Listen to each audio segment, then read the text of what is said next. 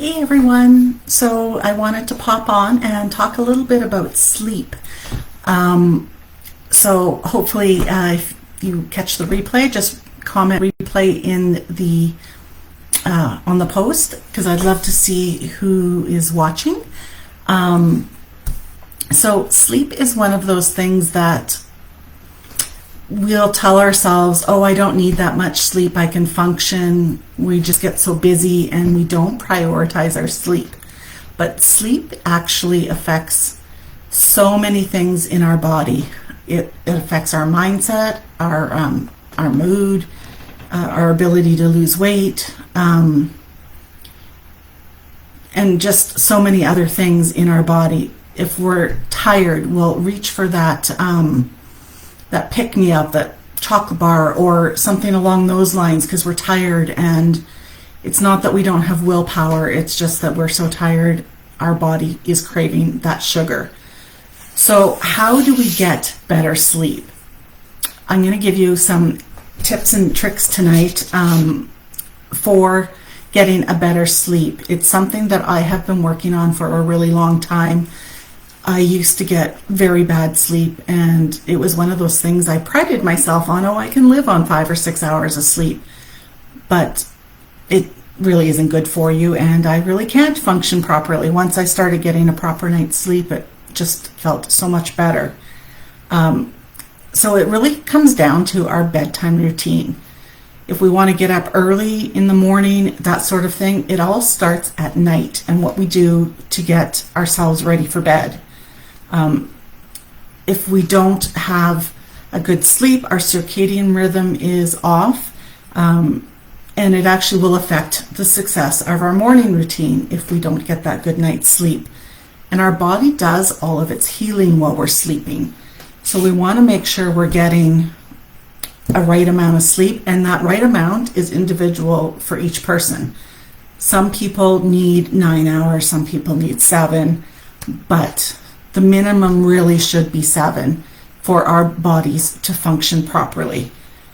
So some things that I like to do to get a better sleep is I go to bed at the same time every night, have a dark room. Mine has like a street light coming in, but it's almost dark. I have a hard time with pitch black, so I make it as dark as I possibly can. Blue lights, this is a really big one for a lot of people. TV, iPads, phones, all of that stuff. We want to stay away from those for at least 1 to 2 hours before bed because it affects how our brain is operating, and it keeps our brain going, and then when we go to sleep, our brain hasn't had a time to relax and unwind.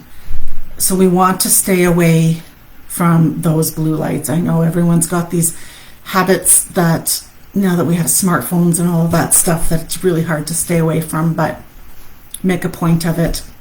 And I struggle with it as well. So another thing is our bed should only be for sleeping and intimacy and that sort of thing. We shouldn't be working in our bed. We shouldn't be doing these other activities in our bed because then our brain will not associate sleeping with our bed. So we want to make sure that our bed is specifically for sleeping. We also don't want to eat close to bedtime. We want to make sure we're giving ourselves 12 to 13 hours at night to digest our daily food. Again, our body does all sorts of functions while we're sleeping, and we want to make sure we're giving ourselves that time. No caffeine after noon because it be in your system when you're trying to go to sleep. For your bedroom, make sure it's cooler. You'll get a much better sleep. We're actually still sleeping with our windows, even if it's only a little bit and it's 5 degrees in Canada. I don't know what that is in the States, but for 5 degrees Celsius, we're still sleeping with it a little bit open because I find I get a much better sleep. Trying to get more sunlight during the day, especially when you first wake up, you should be exposing yourself to sunlight. It affects your circadian rhythm, and you want to make sure that you're getting that exposure. Unfortunately, right now it is dark when I get up, so I try and get out as soon as I possibly can. Another thing you don't want to do before bed is have alcohol, because it does, again, affect your sleep. You don't want to be exercising right before bed, because that also will affect your sleep. You should be moving your body, of course, throughout the day, but you don't want to do it really late evening, because then you're all kind of wound up. And then if you're up earlier in the morning, you will by default want to go to bed earlier at night, so that you're not really wanting to stay up till midnight, 1 o'clock, because you've been up since 5, and you get into a good routine. And then sleeping in less restrictive clothing as well. My husband laughs at me. I cannot sleep with pants on, because I like to stick my feet out of the covers, and I can't do it with pants on.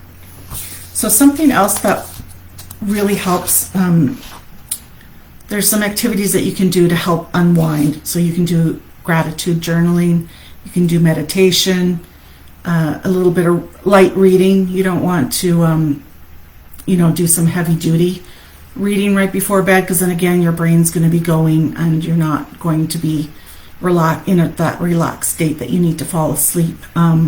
Deep breathing, stretching, just some quiet time. I like to sit on the deck and enjoy a little bit of our fireplace that we have outside before I go to bed. And it's a good way to get off of electronics and stuff, because we're just having that little bit of quiet time. A warm bath or shower. You can even listen to a book on Audible. It's a great way to get some, you can even do learning, that sort of thing. But even Audible and journaling. You get your thoughts out of your head before you go to bed is an amazing way to be able to fall asleep, because you're getting everything out on paper, and it's like a brain dump. Your brain will then forget about it, and you have it written down. So like I said, getting the right amount of sleep is individual, but you have to figure out what works for you. My sweet spot is around 7, because if I get too much or too little, I have brain fog. So that's my sweet spot, and it took a while to figure that out. And there are different things that will affect our sleep. Our gut health is huge. So if our gut is very unhappy, we won't sleep well. Sometimes I have an alarm to remind me to go to bed, because I get engrossed in whatever I'm doing.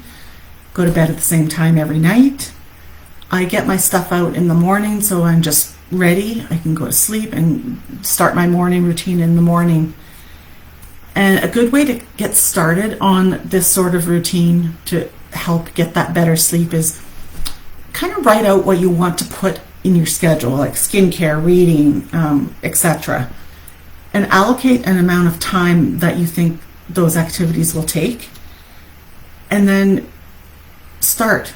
So if you think it's going to be, 60 minutes between your reading, your skincare, and all that stuff, start getting ready 60 minutes before you want to be in bed, because you don't want to start getting ready for bed at the time you need to be asleep, because you need that extra time to fall asleep. So if you need 7 hours of sleep, backtrack to what time you need to be in bed, and then backtrack again for how long your bedtime routine will take. So then you can start. So I usually start getting ready for bed at 9, so that I make sure that I'm in bed with lights out by 10, because I get up at around 5:30. So once you get into a rhythm, you would be amazed at what kind of sleep that you can get. So I hope that was helpful. I would love to see any comments or questions that you have, and I will see you tomorrow.